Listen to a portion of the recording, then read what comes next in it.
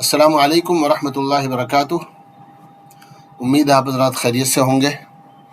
आपने multibagger stocks की जो सीरीज़ थी उसको देखा, उससे फ़ायदा उठाया। मुझे उम्मीद है कि आप उसकी प्रैक्टिस करेंगे, उससे फ़ायदा उठाएंगे। उसके 3 वीडियो हो चुके हैं, एक आध वीडियो शायद और करूँगा, लेकिन बीच में हम एक नई चीज़ शुरू कर रहे हैं। हमारे बाज़ार में जब हम कोई थीम, कोई सेक्टर या कोई स्टॉक ढूंढना चाहते हैं तो सबसे पहले क्या चीज़ देखनी चाहिए? बस सबसे पहले आप ये देखो कि सेक्टर कौन सा है जिसमें आप स्टॉक ढूंढ रहे हो। क्योंकि अगर कोई सेक्टर मरा हुआ है, उसमें डिमांड नहीं है, यूं बोला जाता है कि सनसेट सेक्टर, सनराइज सेक्टर, यानी एक ऐसा सेक्टर कि जिसका वक्त पूरा हो गया है, अब उसमें डिमांड कम हो गई है या डिमांड ख़त्म हो गई है या डिमांड नॉर्मल हो गई है, ग्रोथ नहीं है, ऐसे सेक्टर को हम हाथ नहीं लगाएंगे। हम वो सेक्टर ढूंढेंगे जिन सेक्टर्स में ग्रोथ है, डिमांड ज़्यादा है, अभी लोगों की ज़रूरतें वहाँ और बहुत सारी है, बहुत ज़्यादा ज़रूरतें हैं, लोगों के पास अभी वो चीज़ कम है और ज़रूरत ज़्यादा है, तो डिमांड भी ज़्यादा है और उसके बराबर अभी सप्लाई नहीं है। तो ऐसी 5-7 थीम है इंडिया में, ऐसे 5 से 7 सेक्टर हैं इंडिया में कि जिन सेक्टर्स पर बेट लगाई जा सकती है, और उन सेक्टर्स में जिनमें ग्रोथ ज़्यादा है, उन ज़्यादा ग्रोथ वाले सेक्टर को जो है वो उनके पीछे पड़ा जा सकता है, उनको ढूंढा जा सकता है। तो आज हम एक सेक्टर जो है वो आपके सामने पेश कर रहे हैं। क्या कोई नई चीज़ है, कोई अजीबोगरीब चीज़ है? का नहीं, नई चीज़ नहीं है, आपकी आंखों के सामने चीज़ें हो रही हैं, लेकिन क्या आप उसको उस तरह से देखते हो?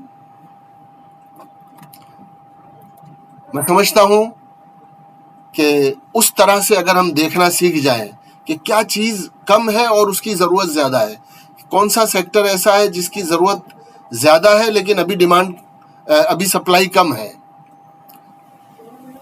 चलिए, तो उसको मैंने समझने और समझाने के लिए एक प्रेजेंटेशन तैयार किया है चैट जीपीटी पर, और मजमून आज हमारा है इलेक्ट्रिसिटी, बिजली की ज़रूरत, इलेक्ट्रिसिटी की ज़रूरत, वो कैसे बनती है। सबसे पहले इलेक्ट्रिसिटी बनाने के लिए क्या क्या मटेरियल चाहिए। आपने देखा होगा जहाँ जहाँ इलेक्ट्रिसिटी बनती है वहाँ कोयला यूज़ होता है, या जो है वो विंड से, हवा से बिजली बनाई जाती है, पानी से बिजली बनाई जाती है, बड़ी बड़ी नदियों के किनारे पर जो है वो थर्मल पावर बने हुए होते हैं। इसी तरीके पर विंड से पावर बनता है, आजकल सोलर से पावर बनता है। तो 4-5 चीज़ें हैं जिनसे पावर बनता है। हमारी सबसे बड़ी ज़रूरतों में एक अहम तरीन ज़रूरत जो है वो इलेक्ट्रिसिटी है। थोड़ी देर के लिए आप सोचिए कि अगर 2 चीज़ें न रहे हमारे पास, और वो दोनों की दोनों एनर्जी है, बिजली न रहे लोगों के पास, और पेट्रोल डीजल, वो जो एनर्जी है वो हमारे पास न रहे, तो ना हमारे घरों में बिजली जलेगी और न हमारी कारें और हमारी सवारियां चलेंगी। हम पुराने उस ज़माने में पहुंच जाएंगे जहां वापस बैलगाड़ी होगी और साइकिल होगी, न हवाई जहाज़ होगा, न रेल चलेगी, न बसें चलेंगी, न घरों में उजाला होगा, न एसी चलेंगे, न फैक्ट्रियां चलेंगी। 100 साल पहले 100 साल पहले हिंदुस्तान के लोग जिस ज़माने में, जिस हाल में ज़िंदगी गुजारते थे, अगर ये 2 चीज़ें ख़त्म हो जाए तो हम वापस वहीं पहुंच जाएंगे। तो हमें ज़रूरत है बहुत ज़्यादा बिजली की। तो मैंने एक सवाल किया। क्या सवाल किया? How much electricity India is consuming at present. पहला सवाल कि इंडिया इस वक्त कितनी बिजली कंज्यूम कर रहा है, and how much electricity we need and what will be the India's total electricity demand in next 5 years। 5 साल की बात करते हैं कि अगले 5 साल में हमको कितनी बिजली की डिमांड है। And in listed space which companies will execute of this work and who will take benefit out of this demand, please elaborate in detail। I am an veteran investor and stock analyst। ऐसा मैंने उसको बताया कि मैं एक पुराना investor हूं और एक एनालिस्ट हूं, ताकि उस तरह से वो मुझसे बात करे जिस तरह एक एनालिस्ट से बात की जाती है। जवाब दे रहे हैं चैट जीपीटी साहब, since you are approaching this and veteran investor and equity analyst, let us look at India's power sector from a top-down investment framework, starting with demand, then supply, followed by the investment cycle, and finally the companies likely to capture the value। अब बता रहे हैं ये सबसे पहले आज India कहाँ खड़ा है, where India stands today. India जो है वो 3rd लार्जेस्ट इलेक्ट्रिसिटी कंज्यूमर है इन दुनिया के अंदर। चाइना और यूनाइटेड स्टेट्स के बाद सबसे ज्यादा जिस मुल्क को बिजली की जरूरत है वो इंडिया है। 2025 के अप्रोक्सीमेटली जो आंकड़े हैं और उसके जो नंबर्स हैं, उसका जो डेटा है वो बताता है कि हमारी पावर पीक डिमांड जो है 270 से 290 गीगावाट है, गीगावाट। और हमारे पास हमारी जो अब तक इंस्टॉल्ड कैपेसिटी है वो 480 से 500 गीगावाट है। पॉपुलेशन हमारी जो है 1.45 बिलियन, 145 करोड़ हमारी पॉपुलेशन है। पर कैपिटा कंजम्पशन हमारा कितना है, पर कैपिटा पर पर्सन, यानी पर पर्सन पर ईयर हमारा कंजम्पशन है 1450 से लेकर 1600 यूनिट। आपके मीटर में जो बिल आता है वो यूनिट के हिसाब से आता है। एक आदमी एवरेज एक साल में कितने यूनिट कंज्यूम करता है, इस्तेमाल करता है, 1500 से 1600 यूनिट। अब ये कंपेयर कर रहे हैं कि दूसरे कंट्रीज में, यूएसए में एक आदमी कितनी बिजली यूज करता है साल भर में, 12,500 यूनिट। चाइना में कितनी इस्तेमाल होती है, 6,800। तकरीबन यूएसए और चाइना आधे पर है या 60-40 है। 100% चाइना यूएसए यूज करता है तो ऑलमोस्ट 60% जो है वो चाइना यूज करता है। साउथ कोरिया 11,000 यूनिट पर पर्सन पर ईयर। जर्मनी 6,500। आ जाइए आप इंडिया पर, इंडिया का आदमी कितनी बिजली इस्तेमाल कर रहा है, सिर्फ 1500 यूनिट पर पर्सन पर ईयर। हमारी और जो हमारी डिमांड है साल दर साल हमारी जो डिमांड है वो 7% कैगर है, 7% कैगर। यानी अभी हम यूज कर रहे हैं 290 गीगावाट, इसको 7% ऐड कर लीजिए, फिर उसके ऊपर 7%, फिर उसके ऊपर 7%, तो हमारा टोटल कंजम्पशन बन जाता है 5 साल में 420 गीगावाट। 290 से 300 पकड़ लो आप उसको। 50% हमारी जरूरत है, हमारी जरूरत 50% मोर है। हर साल यूं 10% दिख रही है, लेकिन वो कैगर में 7% कैगर 5 साल मिलाएंगे आप तो वो 50% हो जाएगा। हमारी जरूरत क्यों है, हमारी इलेक्ट्रिसिटी की जरूरत 50% क्यों है? मैन्युफैक्चरिंग बढ़ेगी, डेटा सेंटर्स आएंगे, इलेक्ट्रिक व्हीकल आएंगे, और पूरे मुल्क में जो इस वक्त आप देख रहे हैं कि गर्मी बढ़ती चली जा रही है। जिस जमाने में जहां लोग पंखों से अपनी जरूरत पूरी कर लेते थे, अब एसी जरूरी होता जा रहा है। 2-5 साल पहले किसी के घर में अगर एसी होता था तो ये समझा जाता था ये तायुष परस लोग हैं, ज्यादा माल वाले हैं, इनको बहुत ज्यादा सहूलत चाहिए, इसलिए इन्होंने अपने घर में एसी लगा लिया है। अब धीरे धीरे स्लोली एसी जो है वो हमारी जरूरत बनती जा रही है और हमारी आमदनी भी बढ़ती जा रही है। अब जाहिर है आमदनी बढ़ेगी तो पहले एक बल्ब 2 बल्ब, घर में 4 कमरे हैं, 4 बल्ब लग गए, 4 पंखे लग गए, काम हो गया, है ना। अब आपको घर में वॉशिंग मशीन भी चाहिए, आपको घर में एसी भी चाहिए, रेफ्रिजरेटर भी चाहिए, हर कमरे में जो है वो आपको एसी चाहिए। तो ज़रूरतें हमारी एसी की बढ़ गई हैं।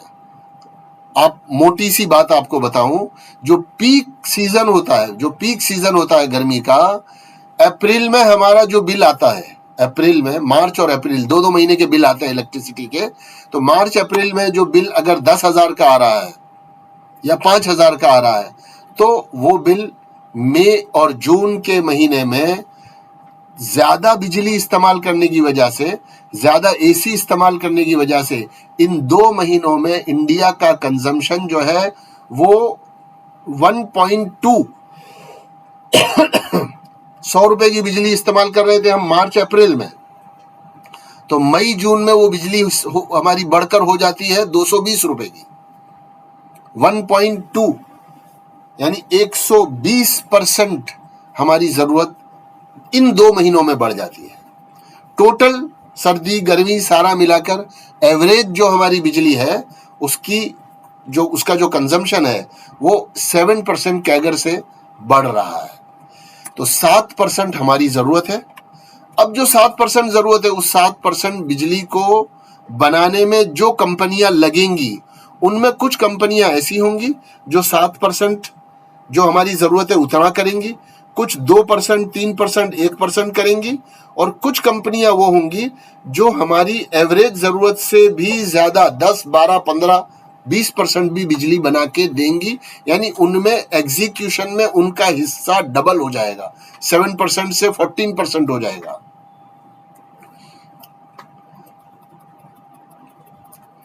ये 5 ईयर डिमांड का आउटलुक है, 300, 320, 345, 370 और फिर आखिर में 390 से 420 तक। ये कह रहे हैं दिस इम्प्लाइज रफली 40-50% growth in electricity demand over 5 years। Installed capacity की जो रिक्वायरमेंट है, ये जो 400 गीगावाट हमें चाहिए पीक सीजन में, वो कहां से आएगा? सोलर से आएगा, विंड आउटपुट से आएगा, थर्मल यूनिट से आएगा, रिजर्व मार्जिन से आएगा। और इसमें जो यूजेज है उसमें सोर्स क्या है? Indicative capacity mix by 2030।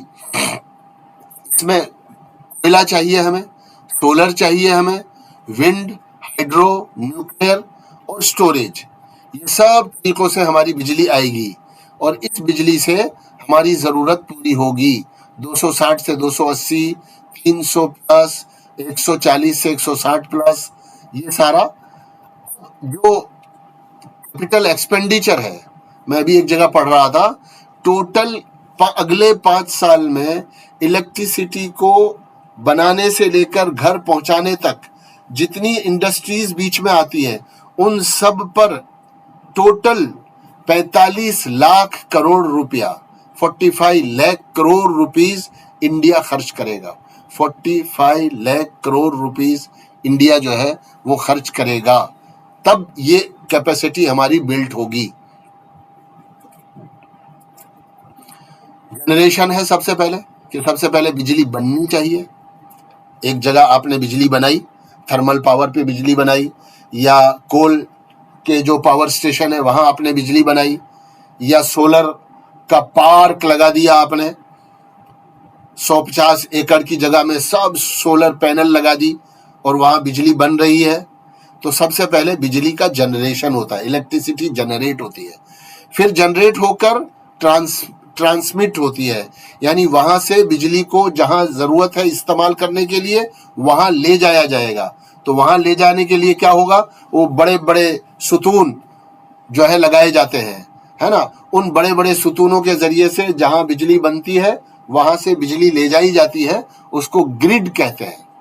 Grid से फिर डिस्ट्रीब्यूशन होता है, अलग अलग शहरों में वो एक जगह बिजली पहुंचती है, फिर वहां से उसको अलग अलग शहरों में डिवाइड किया जाता है, उसको स्टोर किया जाता है, फिर ग्रिड को मॉडर्नाइज करने का काम किया जाता है, उसकी रिपेयरिंग होती है, और फिर उसके बाद घर घर वो बिजली, घर घर, फैक्ट्री फैक्ट्री, है ना, कारखाने कारखाने वो बिजली पहुंचती है।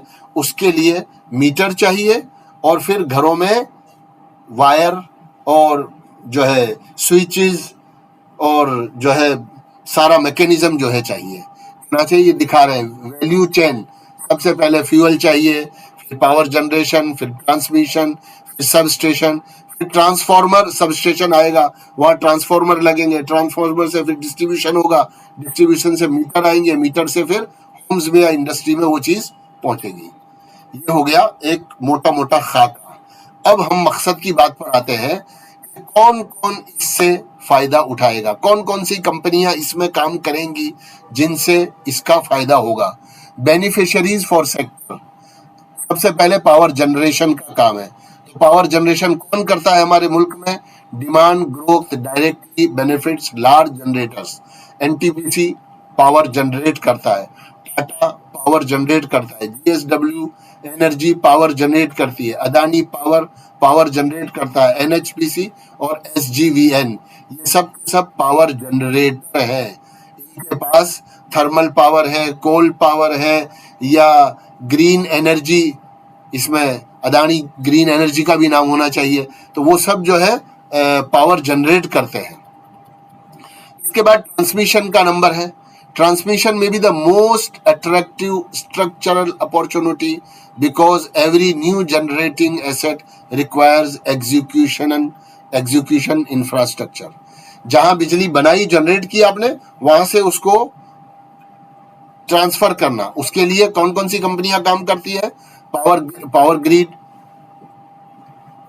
पीजीसीआई गवर्नमेंट की कंपनी है, केईसी इंटरनेशनल है, कल्पतरू प्रोजेक्ट इंटरनेशनल है और लार्सन एंड टूब्रो है। यहाँ से आप कंपनी के उस पर जा सकते हैं, इन्होंने इसकी जगह छोड़ी है। ये लीडर्स हैं ट्रांसमिशन के। उसके बाद ट्रांसफॉर्मर्स बनाने वाली कंपनियां, वो जो बड़े बड़े ट्रांसफॉर्मर होते हैं जिसमें बिजली आके जनरेट होती है, उसमें सीजी पावर है, हिटाची एनर्जी है और TARIL है, पोटेंशियल टेंडविन इंक्लूड। ये यहाँ आकर इन्होंने एक जुमला कहा है कि ज्यादा फायदा इन कंपनियों को होता है जो कंपनियां ट्रांसफॉर्मर बनाती हैं और एक्सपोर्ट के लिए, एक्सपांड के लिए इनको जो है ऑर्डर मिलता है। और ये जो दो तीन कंपनियां जिनका यह नाम ले रहे हैं या आगे जो कंपनियां आ रही हैं, इन कंपनियों के पास को ज्यादा पोटेंशियल होता है। ऊपर वाली जो कंपनियां हैं उनके हिस्से में जो कॉस्ट आएगी और जो मुनाफा आएगा वो सेट होगा, ज्यादा मुनाफा नहीं कर सकते। यहाँ से डिस्ट्रीब्यूशन से जो चीजें शुरू होती है, तो वो कंपनियां और वो इंस्ट्रूमेंट जो पावर डिस्ट्रीब्यूशन में काम आते हैं, जैसे ट्रांसफॉर्मर्स हैं और सब स्टेशन बनाना है, तो ये जो बनाने वाली कंपनियां हैं, ये इनको थोड़ा ज्यादा बेनिफिट मिलता है। Potential tailwinds include pricing power, export opportunities and expanding order books. Switch gear और ग्रिड इक्विपमेंट, ग्रिड में जो इक्विपमेंट लगते हैं और स्विच गियर्स जो होती है वो बनाता है ABB, siemens India, CG power and industrial solution, इसका नाम ऊपर भी आ गया है। ये कंपनी है वो ट्रांसफार्मर भी बनाती है और ग्रिड इक्विपमेंट और जो है स्विच गियर भी बनाती है।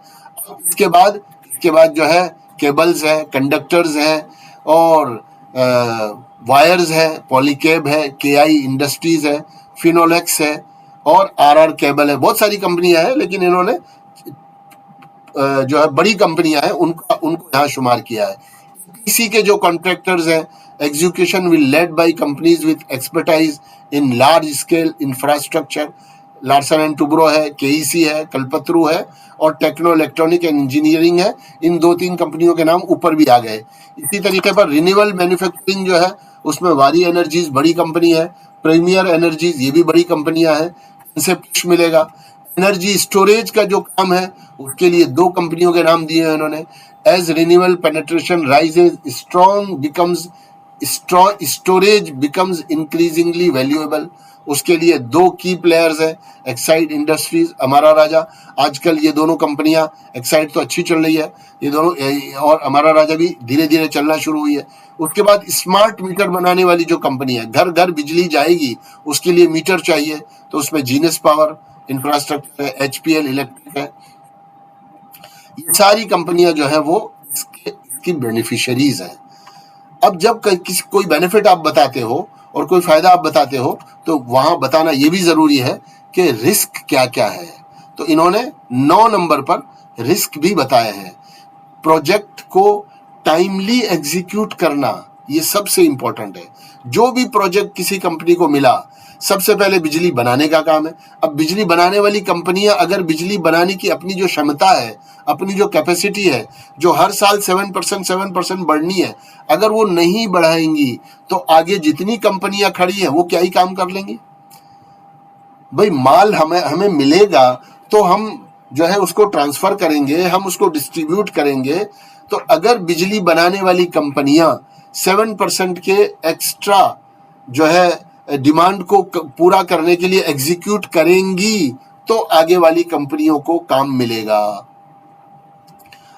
दूसरा, वो एग्जीक्यूट करेंगी, उसके लिए उनको फंड्स चाहिए, तो फंड मिलने चाहिए। इसी तरीके पर स्टेट जो कंपनियां हैं, स्टेट की जो गवर्नमेंट है या जितने भी इदारे और इंस्टीट्यूशंस उसके साथ जुड़े हुए हैं, वो इदारे उनके साथ बराबर अच्छी तरह काम कर रहे हैं, रेगुलेटरी कोई चेंजेस नहीं है। इसी तरीके पर कमोडिटी की जो प्राइसेस है, जो कमोडिटी इसमें लगती है, कॉपर है, एल्यूमिनियम है, स्टील है, वो प्राइस ना बढ़े आगे के लेवल पर आकर के। और faster than expected technology shift in storage, यानी जो जरूरत है उससे भी ज्यादा अगर डिमांड आ गई तो उस हद तक हम एग्जीक्यूशन करने के लिए तैयार हैं और उस हद तक हम जो है कैपेसिटी बढ़ाने के लिए तैयार हैं। सबसे इंपॉर्टेंट काम जो है वो एग्जीक्यूशन का है। अब आखिरी जो बात है मेरी, जिसमें भी मैंने थोड़ी सी आपको इशारे में कही है, वो ये है कि ये 10-15 कंपनियां, 20 कंपनियों के नाम आपने देख लिए, क्या करेंगे? एक रफ आदमी के लिए, एक नए आदमी के लिए, एक बिगिनर के लिए जो है ये काफी नहीं है कि इतने से वो कोई डिसीजन ले सके इन्वेस्टमेंट का। अब ये 15, 20, 25 कंपनियां जो है आप जो है स्क्रीनर पर जाओ और इनको खोलो। ट्रांसमिशन करने वाली कंपनियां 5-7 नाम आएंगे, डिस्ट्रीब्यूशन वाली कंपनियां 5-7 नाम आएंगे, सोलर पावर जनरेट करने वाली कंपनियां, उनमें 5-7 नाम आएंगे। अब उनके जब नाम आ जाएं तो आपको क्या करना है, अगला थोड़ा सा काम आपको पूरा करके बता देता हूं। फॉर एग्जाम्पल, हमने वारी एनर्जीज,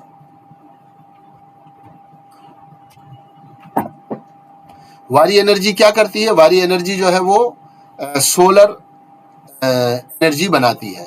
हम पीयर्स में आए तो आपको क्या मिला? एक एग्जांपल दे रहा हूं। पीयर्स में आए तो पता चला कि यहाँ ऊपर आया industrial, capital good, electric equipment, other electric equipment, यानी ये जो कंपनियां हैं यहाँ पर, ये इंडस्ट्रियल है, कैपिटल गुड से रिलेटेड है और इलेक्ट्रिकल इक्विपमेंट बनाने वाली कंपनियां हैं।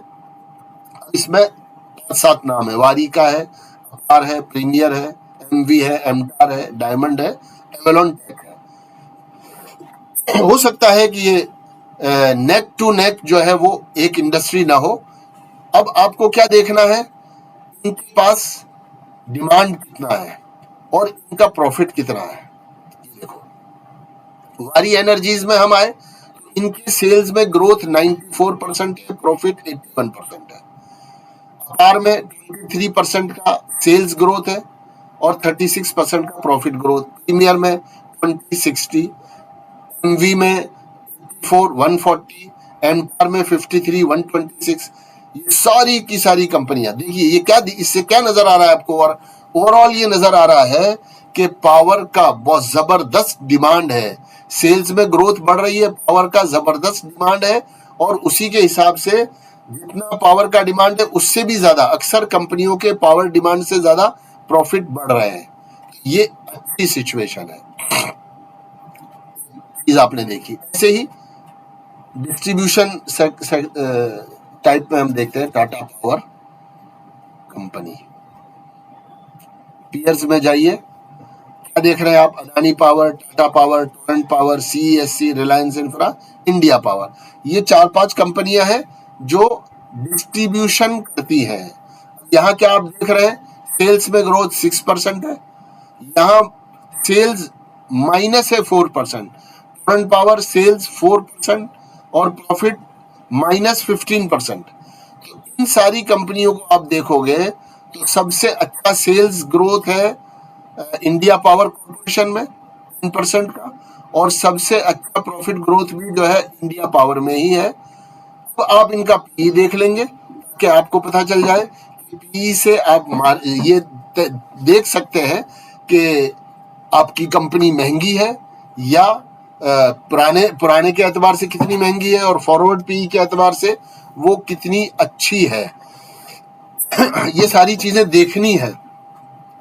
तो किसी भी कंपनी को उठाकर, इन सारी कंपनियों को उठा करके इनके अपने पीयर्स को देखते हुए हम देखेंगे सेल्स को, हम देखेंगे प्रॉफिट को, और फिर ये सारी चीजें देखने के बाद आप पी भी देख सकते हैं ताकि वैल्यूएशन का पता चले, पीईजी देख सकते हैं ताकि प्राइस टू अर्निंग के अगेंस्ट में ग्रोथ कितना है, और डेट जाहिर है हमें जरूर देखना चाहिए ताकि हम कंपनियों को उस तरह देख सकें कि कंपनी, कौन सी कंपनी कितना अपना मुनाफा जो है वो सूद चुका रही है, और कौन सी कंपनी है जो अपने ही पैसों से बिजनेस कर रही है और उसको अपने प्रॉफिट जो है वो सूद में नहीं देने पड़ रहे।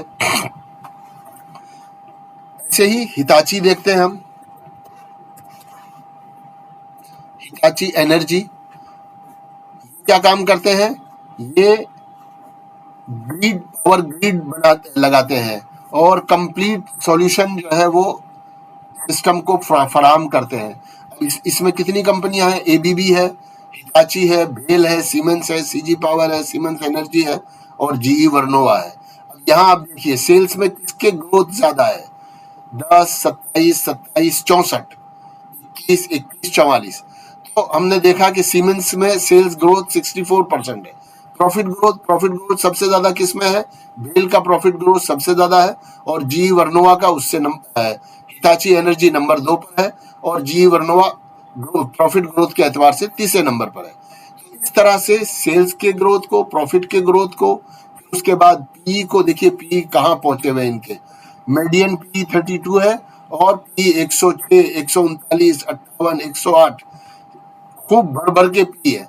क्यों, इसलिए कि इन कंपनियों के पास बहुत ज्यादा काम है, ये कैपेक्स कर रहे हैं, एक्सपेंशन कर रहे हैं और बिजनेस बढ़ा रहे हैं, सेल्स की डिमांड बहुत ज्यादा है, इसलिए प्रॉफिट भी इनका खूब अच्छे से बढ़ रहा है।